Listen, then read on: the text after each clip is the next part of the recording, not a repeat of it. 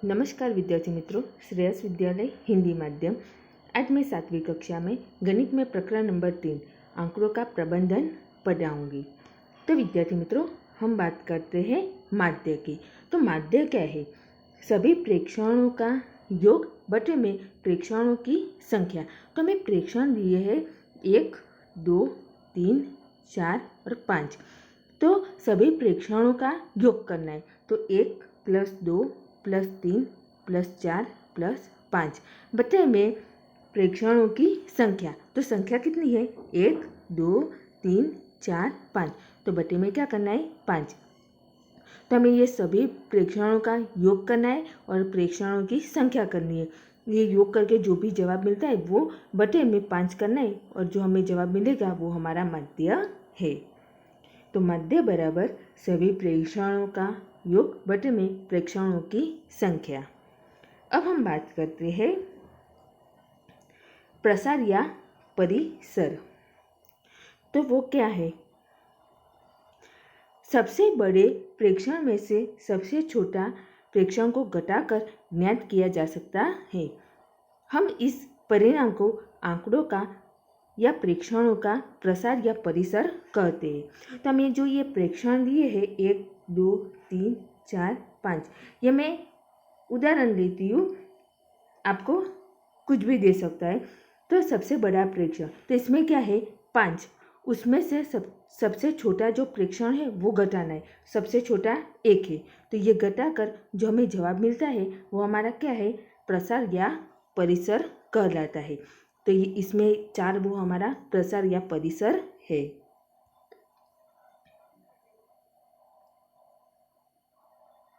अब हम बात करते हैं बहुलक की। दिए हुए प्रेक्षणों के एक समूह में सबसे अधिक बार आने वाला प्रेक्षण इस समूह का बहुलक कहलाता है। तो हमें जो प्रेक्षणों का समूह दिया है उसमें अधिक बार आने वाला जो प्रेक्षण है वो हमारा बहुलक कहलाता है। तो यहाँ हम प्रेक्षण लेते हैं 1, 2, 3, 4, 5, 1, 6, 7, 1। तो ज़्यादा बार कौन आता है? 1 आता है। तो 1 हमारे लिए क्या है? बहुलक है। तो इस समूह के लिए 1 बहुलक कहलाता है।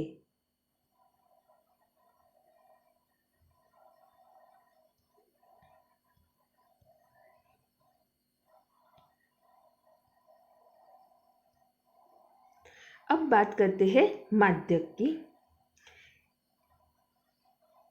हमें जो आंकड़ों दिया है वो आंकड़ों को आरोही या अवरोही क्रम में व्यवस्थित करने के बाद उनका बीचों बीच वाला मान उनका माध्यक होता है।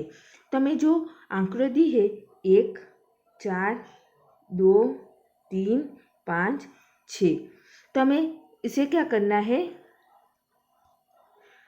पहले आरोही या तो अवरोही क्रम में लिखना है। तो हम पहले उसे लिख देते हैं 1, 2, 3, 4, 5, 6, 7।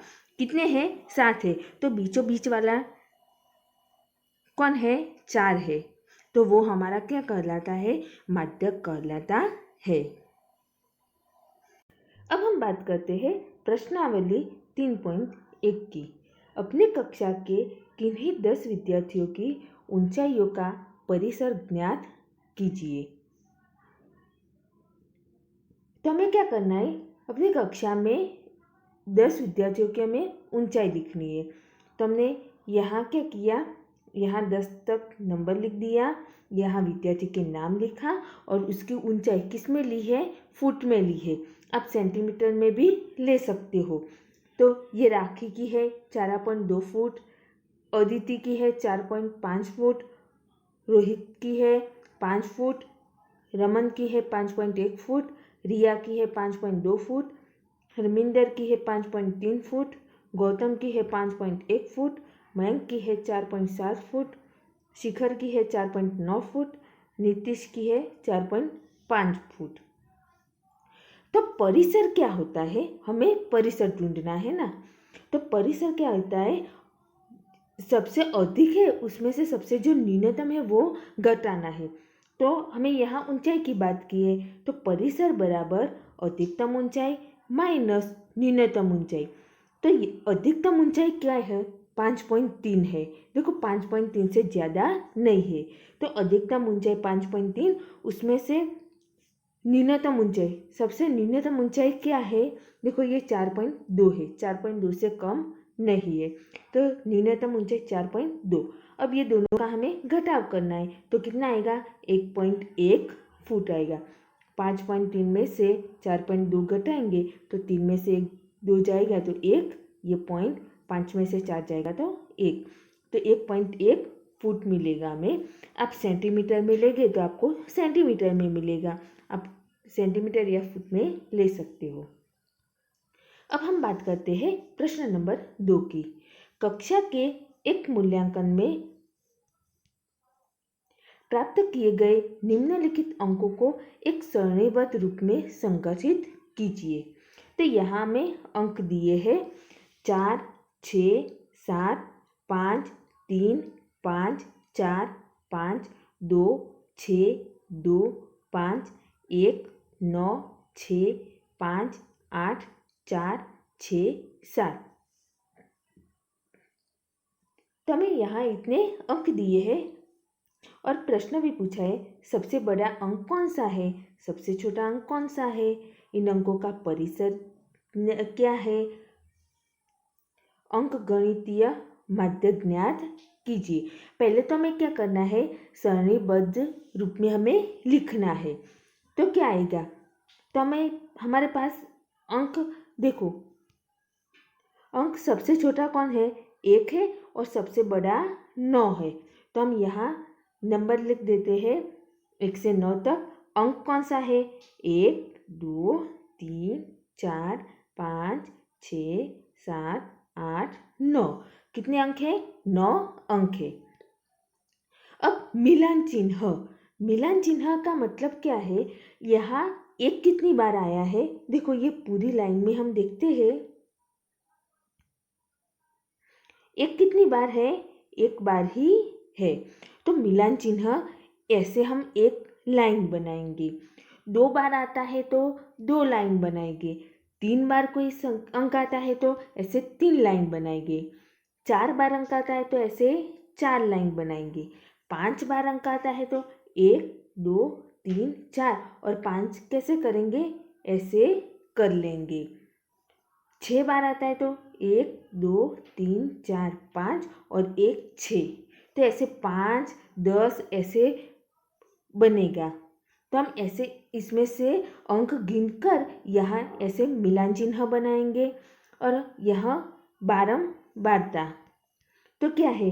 ये एक लाइन है, मतलब 1, 2 है तो 2, 1 है तो 1, ऐसे अंक लिखेंगे। अब इसमें सबसे बड़ा अंक कौन है? तो सबसे बड़ा अंक 9 है। सबसे छोटा अंक तो 1 से 9 तक था, तो सबसे छोटा अंक 1 है। इन आंकड़ों का परिसर, तो परिसर सबसे बड़ा अंक, उसमें से सबसे छोटा अंक घटाना है। तो सबसे बड़ा अंक 9 है, उसमें से सबसे छोटा अंक घटाना है। तो 1 घटा देंगे तो हमें कितना मिलेगा? 8 मिलेगा। तो इसका परिसर क्या है? 8 है। अंकगणितीय माध्य, तो माध्य में क्या करना है? सभी ये जो प्रेक्षण है यानी कि जो अंक है सभी, उसका योग करना है बटे में उसकी जो संख्या है, ये जो अंक दिए हैं कितने अंक है, वो सभी अंकों को हमें गिनकर कितना है वो हमें भागा में करना है। तो यहाँ ये सभी की जोड़ की और बटे में ये 20 अंक है, तो बटे में 20, तो ये जोड़ होगी 100 बटे में 20, तो हमें जवाब मिलेगा 5। तो इसका माध्य क्या है? 5 है। प्रश्न नंबर 3, प्रथम 5 पूर्ण संख्याओं का माध्य ज्ञात कीजिए। तो प्रथम 5 पूर्ण संख्या क्या है?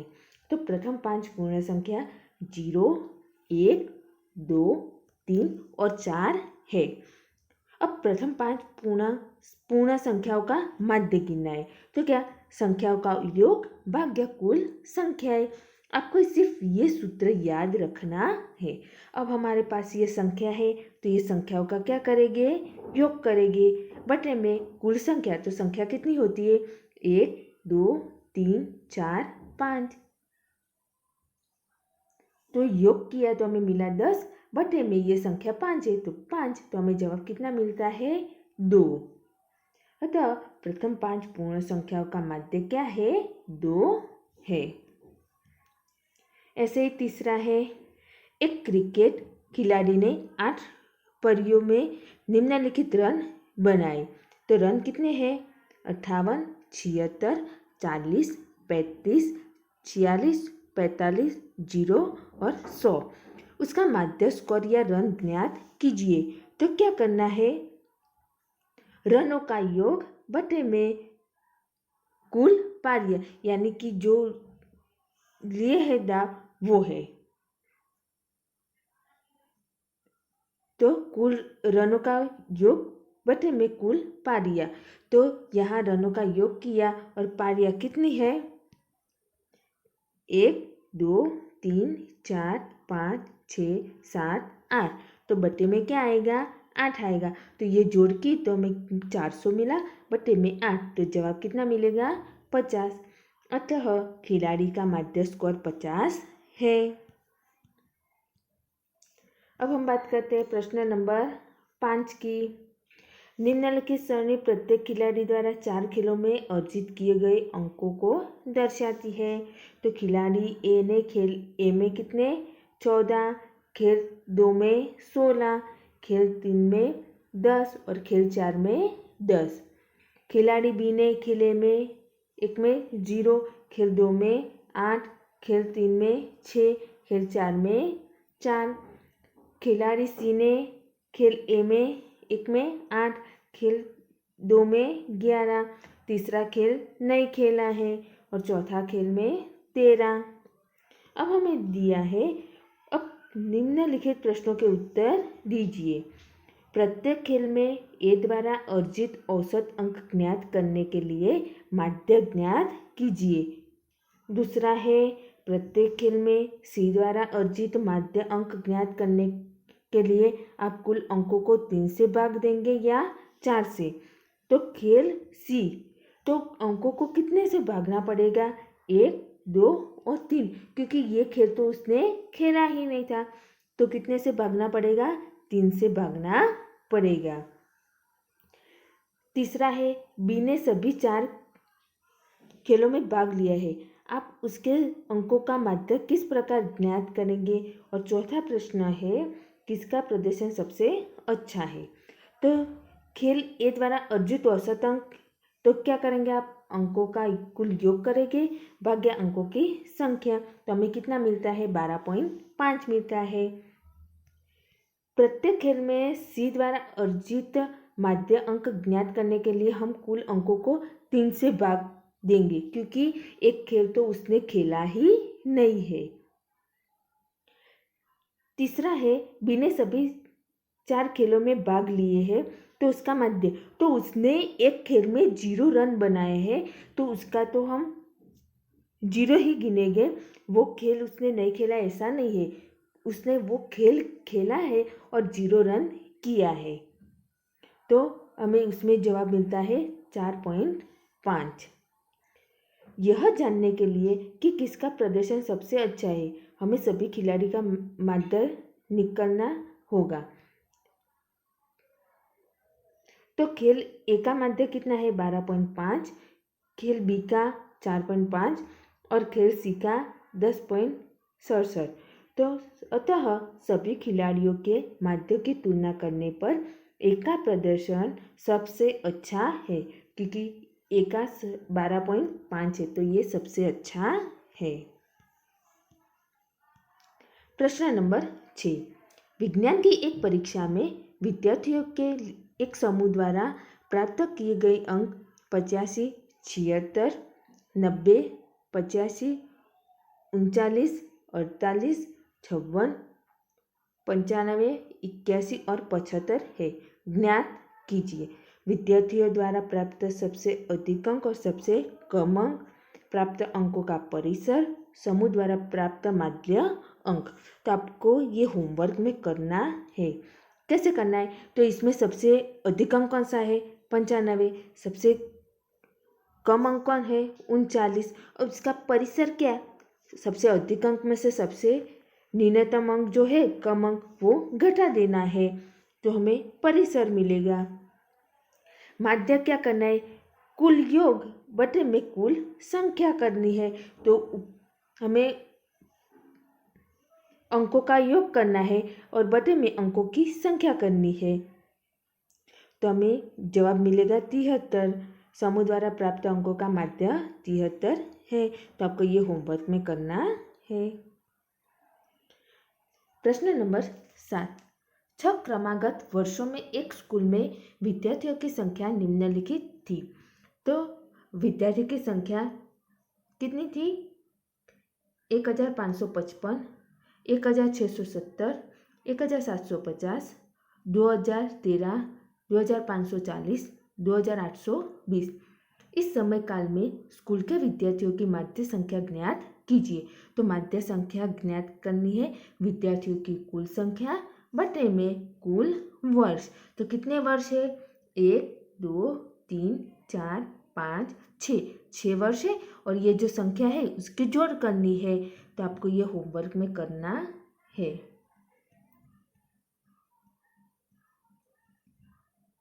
प्रश्न नंबर 8, एक नगर में किसी विशेष सप्ताह के 7 दिनों में हुई वर्षा निम्नलिखित रूप में रिकॉर्ड की गई। सोमवार को 0.0 है, मंगलवार को 12.2 है, बुधवार को 2.1 है, गुरुवार को 0.0 है, शुक्रवार को 20.5 है, शनिवार को 5.5 है और रविवार को 1 है। उपरोक्त आंकड़ों से वर्षा का परिसर ज्ञात कीजिए। इस सप्ताह की माध्य वर्षा ज्ञात कीजिए। कितने दिन वर्षा माध्य वर्षा से कम रही, तो हमें गिनना है। तो परिसर में क्या करना पड़ेगा, अधिक वर्षा में से न्यूनतम वर्षा काटनी पड़ेगी। तो अधिकतम वर्षा कितनी है, 20.5, और सबसे न्यूनतम वर्षा 0.0, तो काटेंगे तो हमें कितना मिलेगा, 20.5 mm। और माध्य गिनना है हमें, तो कुल रिकॉर्ड की गई वर्षा बटे में कुल दिन, तो कितने दिन थे, 7 दिन थे, और ऊपर जो वर्षा हुई है उसकी हम जोड़ करेंगे, तो हमें मिलेगा 41.3 बटे में 7, तो हमें मिलेगा 5.9। 5 दिन जो कि सोमवार, बुधवार, गुरुवार, शनिवार और रविवार को वर्षा माध्य वर्षा से कम रही है। ये माध्य वर्षा कितनी है, 5.9, तो कितने वारों को 5.9 से कम है, तो देखो 1, 2, ये नहीं आएगा क्योंकि ये 5.9 से ज़्यादा है। 1, 2, 3, 4, 5, कितने आएगा, 5। सिर्फ ये 12.2 और ये 20.5 मंगलवार और शुक्रवार को ही नहीं आएगी। प्रश्न नंबर 9, 10 लड़कियों की ऊंचाइयां सेंटीमीटर में मापी गई और निम्नलिखित परिणाम प्राप्त हुए। 135, 150, 139, 128, 151, 132, 146, 149, 143, 141। तो सबसे लंबी लड़की की लंबाई क्या है, सबसे छोटी लड़की की लंबाई क्या है, इन आंकड़ों का परिसर क्या है, लड़कियों की माध्य ऊंचाई क्या है, कितनी लड़कियों की लंबाई माध्य लंबाई से अधिक है। तो आपको आगे जैसे सभी एग्जाम्पल किए हैं ऐसे ये होमवर्क में करना है।